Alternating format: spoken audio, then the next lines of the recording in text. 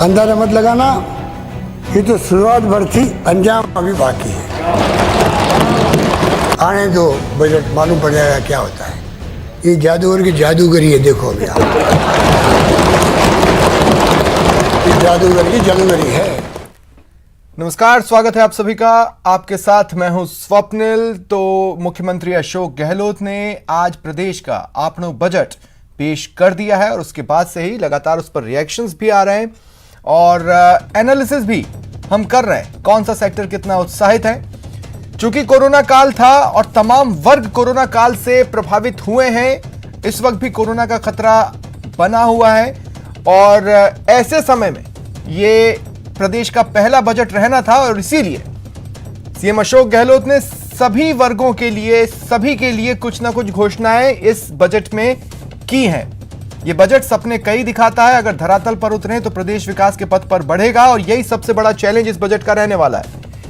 जो खास बातें हैं, जो प्रमुख घोषणाएं हैं, वो आप अपने टीवी स्क्रीन पर ग्राफिक्स के जरिए देख रहे हैं। साथ ही साथ आपको बता दें कि अगर खास फोकस की आप बात करेंगे तो हेल्थ पर इस बजट में खास फोकस साफ तौर पर दिखाई दे रहा है। कृषि क्षेत्र में खास फोकस सरकार का इस बजट में दिखाई दे रहा है और शिक्षा पर फोकस इस बजट में दिखाई दे रहा है। इसके अलावा अन्य बड़ी घोषणाओं में सबसे अहम ये कि अगले बार से, यानी अगले बजट से, बजट 2022 जो कि मरुधरा का रहेगा, आपनो बजट 2022, उसमें कृषि के लिए अलग से बजट पेश किया जाएगा। कई योजनाओं की उन्होंने बात की है, कई नीतियों की उन्होंने बात की है, पर सबसे बड़ा चैलेंज जो कोई भी बजट फेस करता है, जिसके सामने बजट की घोषणाएं टिक कर खड़े रहने की कोशिशें करती है, वो है ट्रांसपेरेंसी और गवर्नेंस।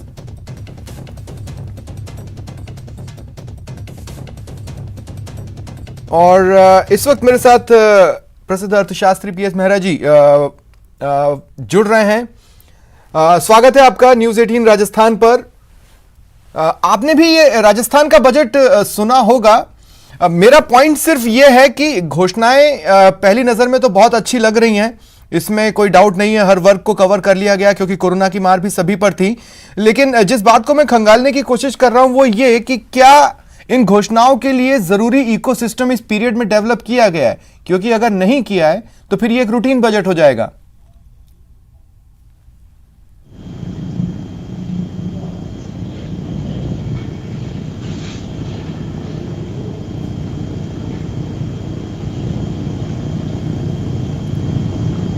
मुझे सुन पा रहे हैं आप?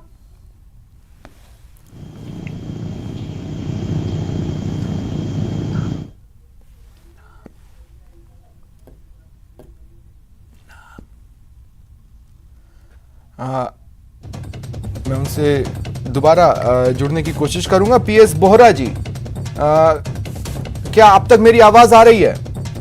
हाँ जी, बिल्कुल आ रही है सर। बोहरा जी, स्वागत है आपका न्यूज 18 राजस्थान पर। मेरा सवाल यह है कि जो तमाम घोषणाएं हैं, उन्हें मौजूदा जो भी इकोसिस्टम है उन्हीं का सामना करना है। जैसे कोविड-19 आया तो पता चला अस्पतालों में क्या क्या कमियां हैं। अब आज आप हेल्थ को लेकर तमाम तरह की घोषणाएं करते हैं तो सवाल तो ये जरूर पूछा जाएगा कि क्या इन तमाम अच्छी और लोक लुभावन लगने वाली घोषणाओं के लिए इकोसिस्टम है? क्योंकि है तो ठीक है, और नहीं है तो फिर ये रूटीन घोषणाएं हो जाएंगी। नहीं, बिल्कुल बिल्कुल ऐसा मुझे लग रहा है कि ये जो बजट है ये बहुत हद तक इस पे सिर्फ घोषणाएं ही हैं। और मैं अगर इसकी आर्थिक विवेचना की जाए इस बजट की तो सर मुझे तो ये लगता है कि गवर्नमेंट ने अपने आय के स्रोत तो बताए ही नहीं है। ठीक है, ये अच्छी बात है कि कोई नया टैक्स इंपोज नहीं किया, लेकिन ऑलरेडी गवर्नमेंट 19-20 में भी वित्तीय लॉसेस में थी, घाटों में थी। आय के लिए किस तरह से हाथ पांव मारे जाएंगे इसका संकेत देने की कोशिश सरकार ने की है जब वो इन्वेस्टमेंट समिट की बात करते हैं, लेकिन इस तरह के समिट्स प्रदेश में बहुत ज्यादा सक्सेस कभी हो नहीं पाए, वो बातचीत की मेज पर ही दम तोड़ गए। आप बिल्कुल सही कह रहे हैं। इन्वेस्टमेंट समिट एक प्रपोजल है, उसका इफेक्ट कब तक होगा हमें नहीं पता, लेकिन पॉइंट ये है कि गवर्नमेंट 19-20 में भी लॉसेस में थी, 20-21 ने तो कोरोना ने आपको इकोनॉमिकली बिल्कुल डिजास्टर कर दिया है और आज आप 21-22 के लिए जो बजट दे रहे हैं उसमें आप इतनी लोक लुभावनी घोषणाएं दे रहे हैं जो दिखता तो प्रो पीपल बजट है, लेकिन ये योजनाएं सिरे चढ़ेंगी या नहीं चढ़ेंगी इसके बारे में नहीं कहा जा सकता। मुझे आज की डेट पे ये लगता है ये सिरे नहीं चढ़ेंगी, क्योंकि आपके पास में फाइनेंशियल लेवरेज नहीं है, आज आपके पास में फाइनेंशियल सोर्सेज नहीं है, और ना आपने डिक्लेयर किया। ठीक है, आपने कुछ चीजें, आपने कुछ जैसे डीएलसी की रेट कम कर दिया, स्टैंप रेट कम कर दिया, आपने एक पॉजिटिव एटीट्यूड जरूर इकोनॉमी में रखा है कि आने वाले टाइम में शायद पब्लिक जो है वो सेंटिमेंट्स दिखाएगी और इन्वेस्ट करेगी, लेकिन फिर भी जो आप बिल्कुल सही कह रहे हैं, ये घोषणाएं ज्यादा दिख रही हैं, ये कितनी कितनी एक्चुअली एग्जीक्यूट होंगी वो अभी कुछ नहीं पता सर। हाँ बिल्कुल। और अगर मैं किसी भी सेक्टर की बात कर लूं, देखिए किसी भी एक भी सेक्टर की पूरी झोली तो नहीं भरी जा सकती थी। बोल्ड कदमों की जरूरत थी क्योंकि सरकार के पास ये एक मौका था कि वो चुनावी बजट न दें, लेकिन सरकार एक बोल्ड और चुनावी बजट के बीच के उहापोह में फंसकर रह गई, जितना मैं इस बजट स्पीच में समझ पाया हूं। मैं जो दूसरा पॉइंट जो मैं खंगालना चाह रहा हूं वो ये कि हो सकता है ये बजट जमीन पर उतर आए, लेकिन उसके लिए चाहिए ट्रांसपेरेंसी और गवर्नेंस।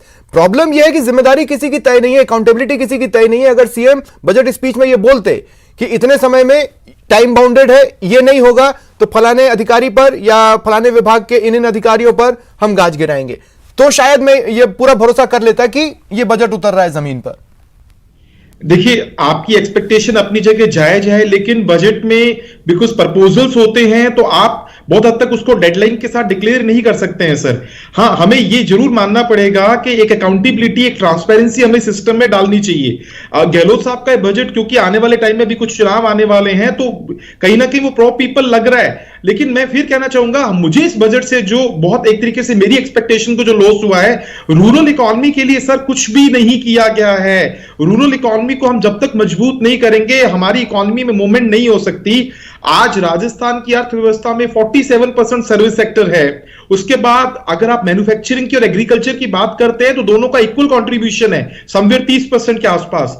और हमारे किसानों के लिए आपने कोई ऐसी बात नहीं की है। फिर आपने एक लॉलीपॉप दिया है कि हम आपके लिए ब्याज इंटरेस्ट फ्री लोन लेके आएंगे, आपके लिए सेटलमेंट स्कीम्स लेके आएंगे। मतलब वही बात है कि घोषणाएं ज्यादा दिख रही हैं, आर्थिक विवेचना करते समय हमारे पास फंड्स के कोई सोर्सेज डिक्लेयर नहीं है। आपने सिर्फ एक एटीट्यूड रखा है कि लोग इन्वेस्ट करेंगे, लेकिन लोग इन्वेस्ट तब करेंगे जब लोगों को उसमें कहीं ना कहीं लिक्विडिटी दिखेगी। अगर अर्थव्यवस्था में लिक्विडिटी नहीं दिख रही है तो क्यों कोई आके इन्वेस्ट करेगा? मतलब this is again beyond to understand. तो आप क्या उम्मीद कर रहे थे कि इस बजट भाषण में जो भी पेंडेंसीज हैं उसको भी सीएम अशोक गहलोत अपनी स्पीच का पोर्शन बनाएंगे?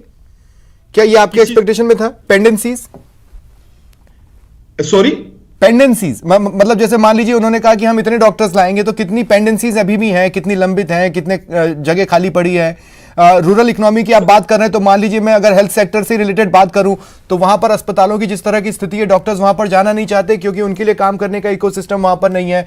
अगर रूरल इकोनॉमी में उन लोगों की मैं बात करूं जो लोग अपनी दुकानें या छोटे छोटे उद्योग चलाते थे और लॉकडाउन की वजह से वो पूरी तरह तबाह हो चुके हैं, तो वो दोबारा अपने पैर पे कैसे खड़े होंगे, वो भी सरकार के लिए एक पेंडेंसी में होना चाहिए था। क्या आप उसकी उम्मीद कर रहे थे कि आपको सुनाई देगा बजट स्पीच में?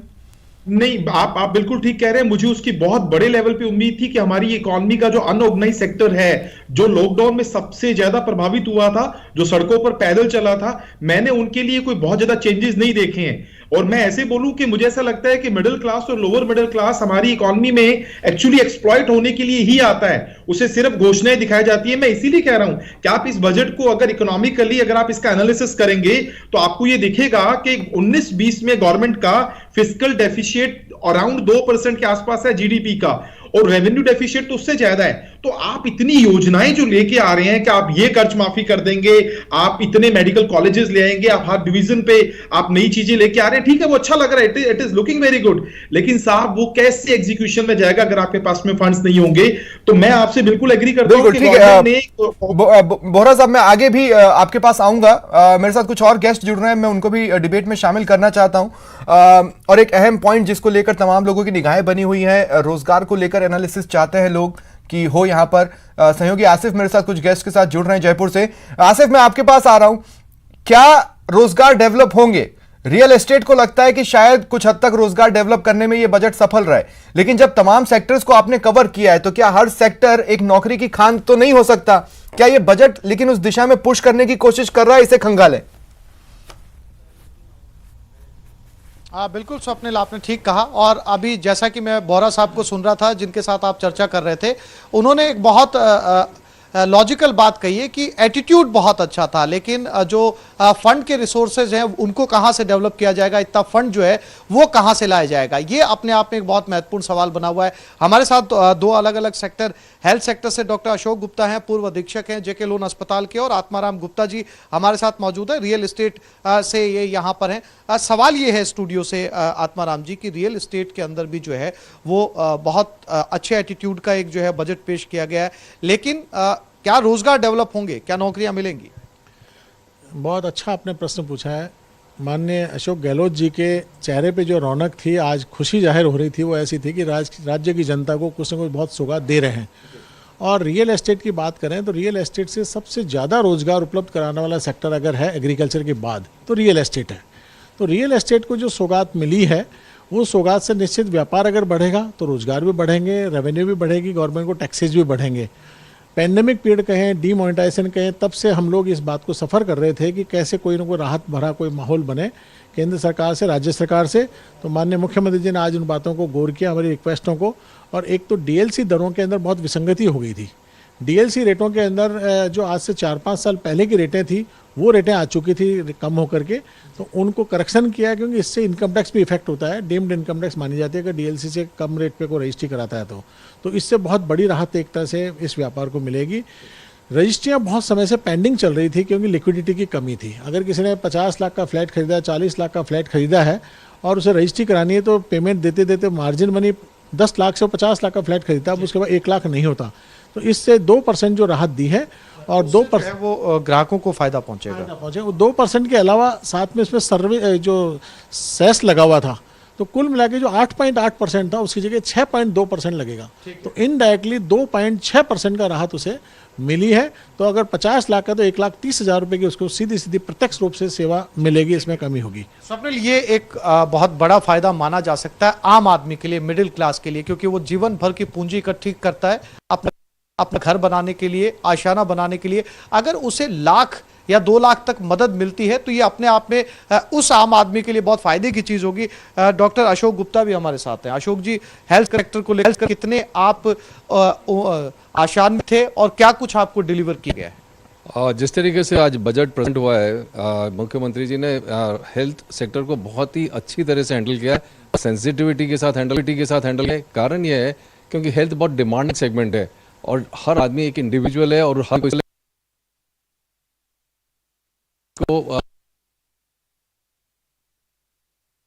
की जरूरत है, पर आम आदमी को बहुत छोटी छोटी डेवलपमेंट है। एक हमारा हेल्थ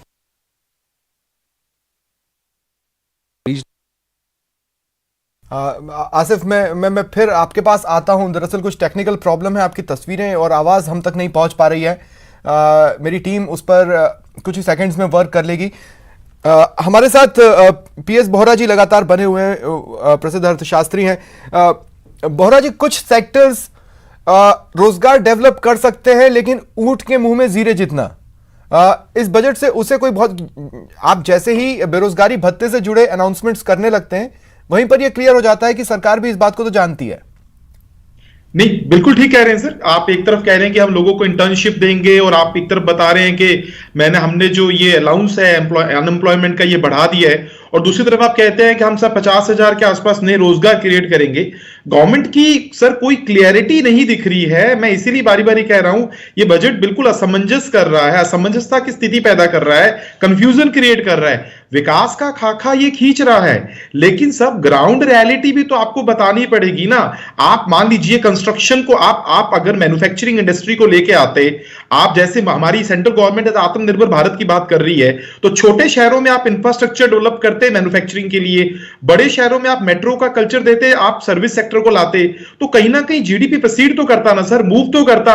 आपने सिर्फ अनाउंसमेंट्स किए हैं और बेसिकली आपके अनाउंसमेंट जो है वो कोविड के कारण आपको एजुकेशन सेक्टर को आपको अपग्रेड करना था और मेडिकल सेक्टर को, उससे संबंधित सिर्फ आवाज आप तक पहुंच रही है बोहरा जी?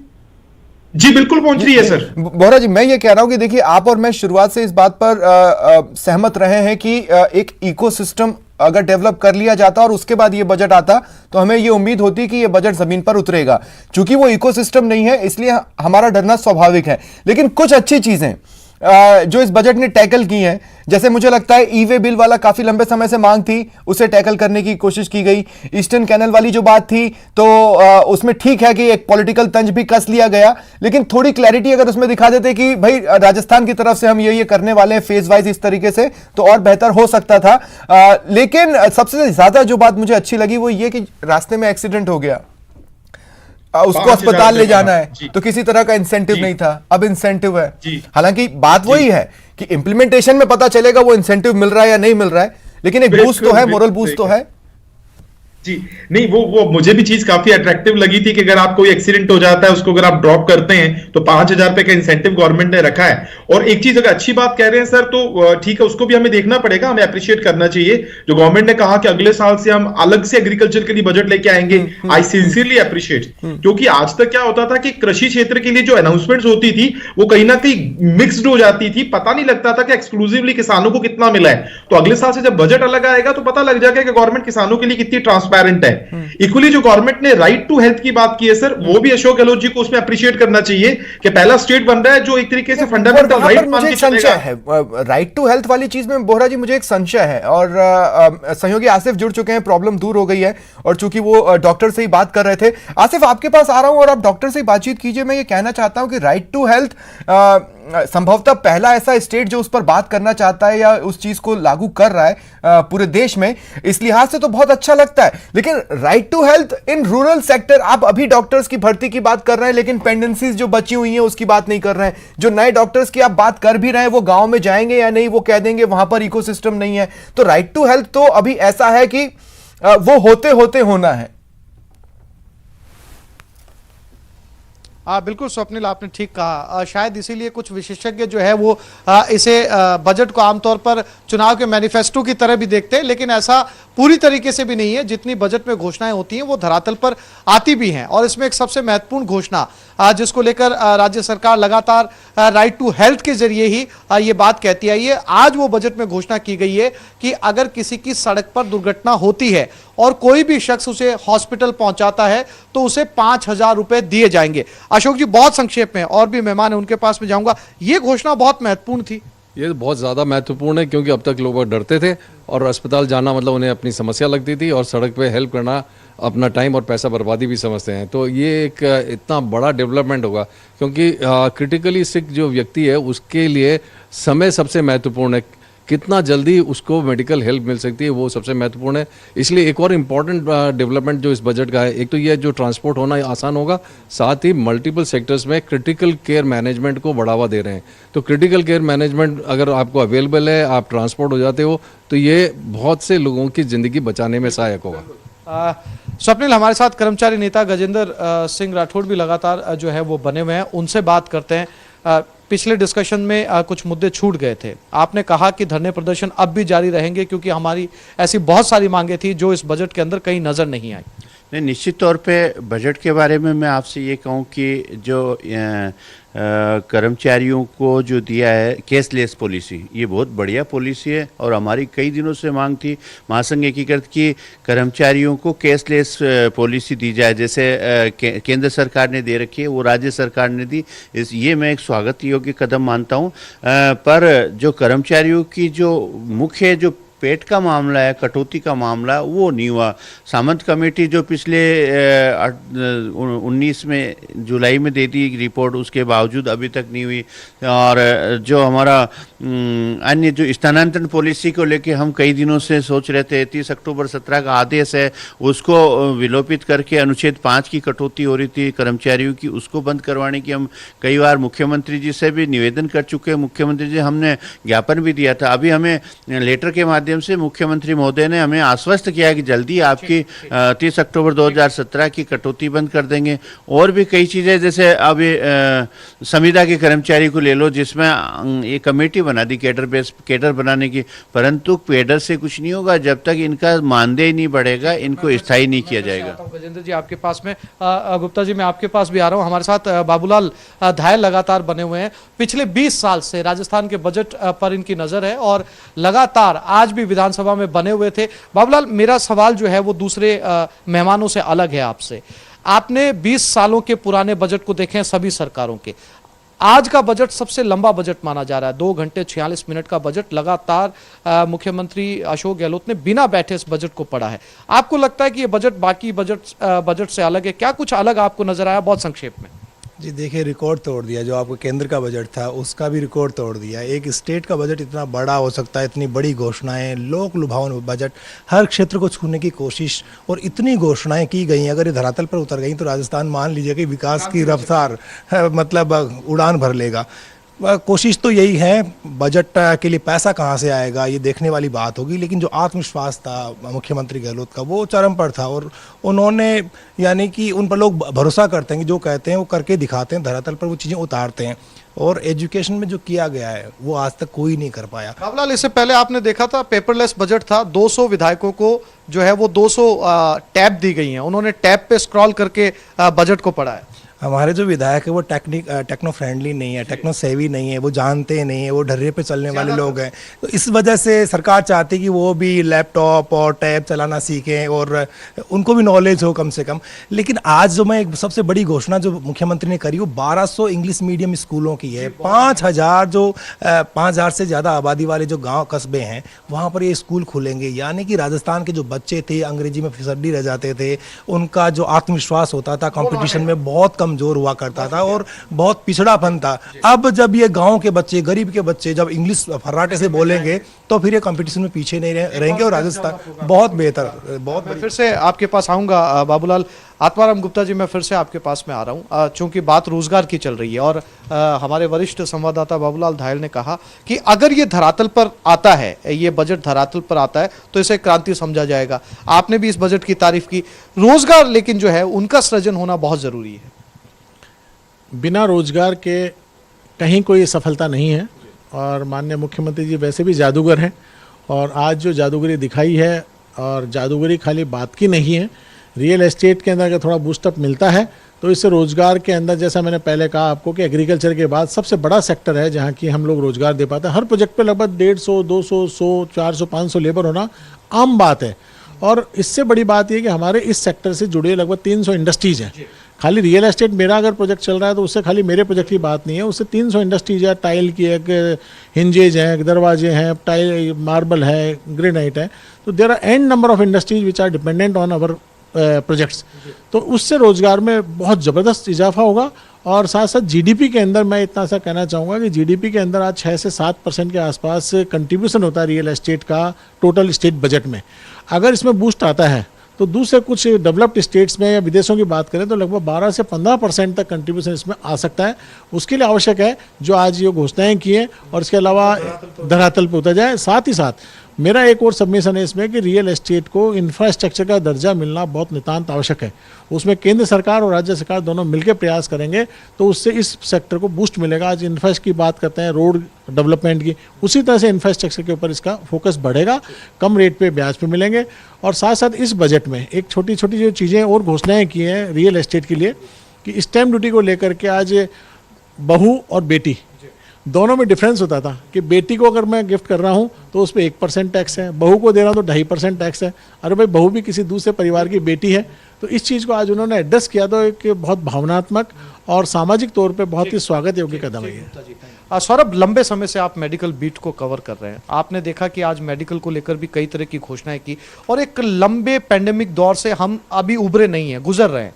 इस पैंडेमिक दौर में इस तरह के बजट का सामने आना, हेल्थ सेक्टर को लेकर तमाम तरह की घोषणाएं करना, आपको लगता है, बार बार बात यही आती है सौरभ कि इस बजट का धरातल पर उतरना बहुत जरूरी है, क्योंकि जैसा अशोक जी ने कहा कि रूरल में या गांव के अंदर, इंटीरियर के अंदर लोगों को मेडिकल सुविधा का उतना लाभ नहीं मिल पा रहा।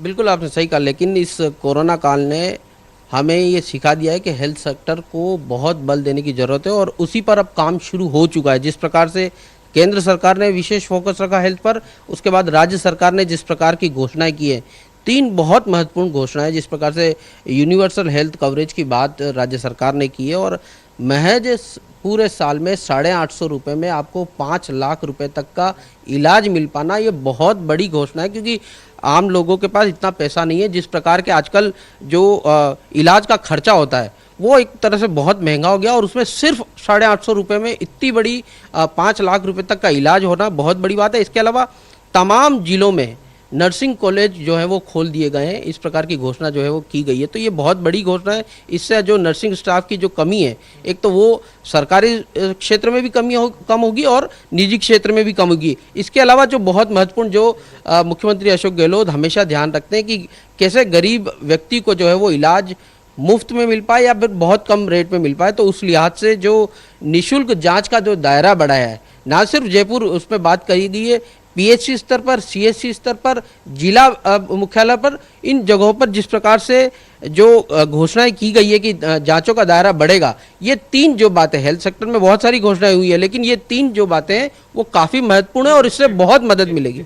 अशोक जी, जैसा कि सौरभ ने कहा और हमेशा अशोक गहलोत ये बात कहते हुए आपको नजर भी आते हैं कि जो सरकारी योजनाओं का जो लाभ है वो अंतिम पंक्ति में खड़े हुए शख्स को मिलना बहुत जरूरी है, क्योंकि जो आगे की पंक्ति का व्यक्ति होता है वो अक्सर लाभ ले लेता है, लेकिन हमारी योजनाओं का लाभ जो है वो अंतिम पंक्ति के व्यक्ति को मिलना चाहिए। इस बजट में वो उभार वो नजर आता है आपको? हाँ बिल्कुल, वो सौरभ बिल्कुल सही बोल रहे हैं, क्योंकि जो एक सबसे महत्वपूर्ण बात इस बजट में रही है कि हर स्तर पर, आपका डिस्ट्रिक्ट हेडक्वार्टर है या प्राइमरी हेल्थ सेंटर है, हर स्तर पर जो निःशुल्क जांच का जो दायरा है वो काफ़ी बढ़ाया गया है।